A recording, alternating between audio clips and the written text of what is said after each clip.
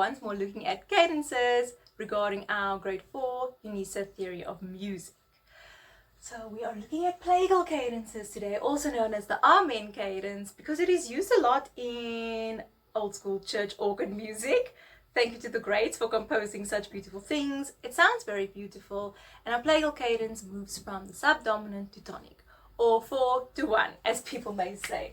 So we have our major subdominant to major tonic in a major key, and then we have minor subdominant to minor tonic in a minor key. So what's your figuration? Know what is major, know what is minor. And here we are again with the rules for your normal cadences, as I like to call them. So perfect, imperfect, and plagal have the same rules surrounding it. And I have previously made a video on both perfect and imperfect cadences. So please go ahead and check that out so that you know what our foundations are. We're just going to copy paste those foundations in a different guise today. We are dealing with plagal cadences. So subdominant to tonic, we are going to first figure one in a major key, and then we're going to do one in a minor key. And yet again, I have put out for us our grand staff, as well as some time signatures. So 4/4, 4 crotchet beats in a bar. C stands for common time, which is also 4 crotchet beats in a bar. So it's the same thing, it's just a different way of writing 4/4. Put it out there for us so we can feel like we're in a musical context, and also so that we can have practice with our stem directions.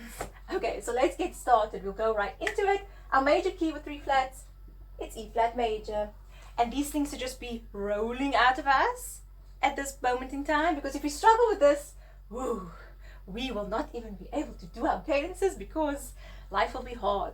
But life will be nice and easy if we can spit out our keys, if we know our key signatures off by heart, if we know our relative keys off by heart. So E flat major, we need a subdominant chord. So what is a subdominant in E flat major? E flat, F, G, A flat. So we are basing our chord on A flat, C, E flat, and then our tonic chord is of course on E flat, G, B flat. When you write these out, please do add your flats, because it's not A, C, E, and it's not E, G, B, because we are in E flat major. Thank you, people. So rules, we're going to double the root in both chords. So A flat there, E flat here. The root of the chords, both chords obviously need to go in the bass. So I'm going to have an A flat over here, and I'm going to already put my E flat there. So that's gone, that's gone. Next thing, we know that we need a note in common, and hey, I've already put our soprano voice as our note in common here. They're both E flat, so that's done and dusted. Then I just need to put in an A flat and a C where I see fit. I'm going to put it like this, because if I was to swap that around and I put an A flat here and a C there would be more than an octave distance between my alto and tenor.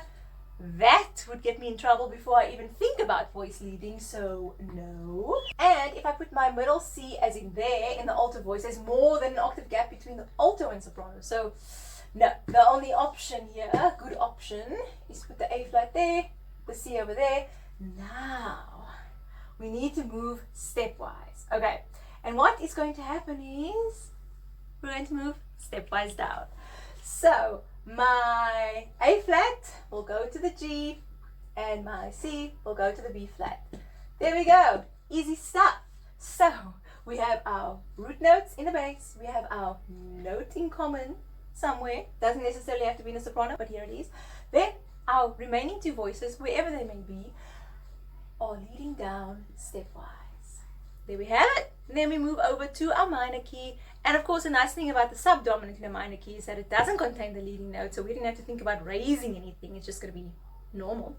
So we're over here in F sharp minor, so baby F sharp, dotty dotty. We're thinking about our subdominant chord now in F sharp minor. So we have F sharp, G sharp, A, B. So we're on B, D, F sharp, and then our tonic triad is of course F sharp, A, C sharp.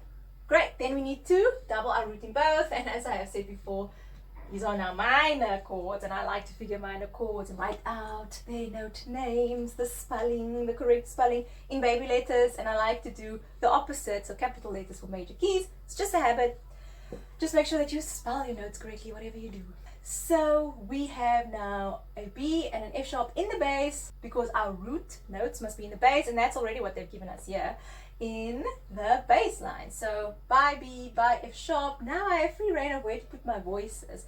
And I think I do want to go ahead and put my F sharp over there. I'm going to put a D over there, and I'm going to put the B over there. Okay, so those are my notes for the subdominant chord. Then I'm going to go ahead to my tonic. Now, what do we know? Yes, root notes are in the bass. Then I go on to my note in common, and let's see. Yes, F sharp, that's a note in common. Great. So note in common. Then the other two voices, wherever they may be, and they are in the alto and tenor at the moment, we're going to lead them down. So this one definitely has to go to an A, and this one has to go to the C sharp. Great. Let's see if we can do it a little bit differently. So if I had to let my notes be placed in other voices, for instance, if I had to put my D in the soprano, and I put my F sharp in the alto, and I put my B in the tenor, the same thing's going to happen voice leading wise. Like my D will fall, the B will fall, the F sharp will stay the same. Voice leading stays the same. There are just 9 different voice parts. So yes, root notes in the bass, note in common stays the same. My note in common is now in the alto, stem goes down. Then my other two voices will lead down stepwise. D goes to C sharp, and then B goes to A. And there you have it. Those are your patterns. So voice leading will always stay the same. By voice leading, we mean how do the voices on this side lead to the voices on that side. Okay, and it has nothing to do really with soprano, alto, tenor, bass. It has to do with which notes are in the parts going to which notes in the parts. Like I said, now if we were thinking about this broader and we had our notes swapped around in whichever order and in whichever voice, the F sharp will stay going to the F sharp. That's the voice leading here. If it was in the soprano, it would be F sharp, F sharp. If it was in alto, F sharp, F sharp. If it's in the tenor, F sharp, F sharp. In this case. Okay, so to recap our rules for plagal cadences, based on already what we know from perfect and imperfect, we are doubling our root note in both of the chords. Then that root note is going to go in the bass. Okay, then our note in common will stay the same in the same voice part, same voice for voice leading, and then the remaining 2 voices will lead down stepwise. So I hope that this has helped you with your plagal cadence writing. All the best for your further preparation of cadences for UNISA Grade 4 Theory of Music.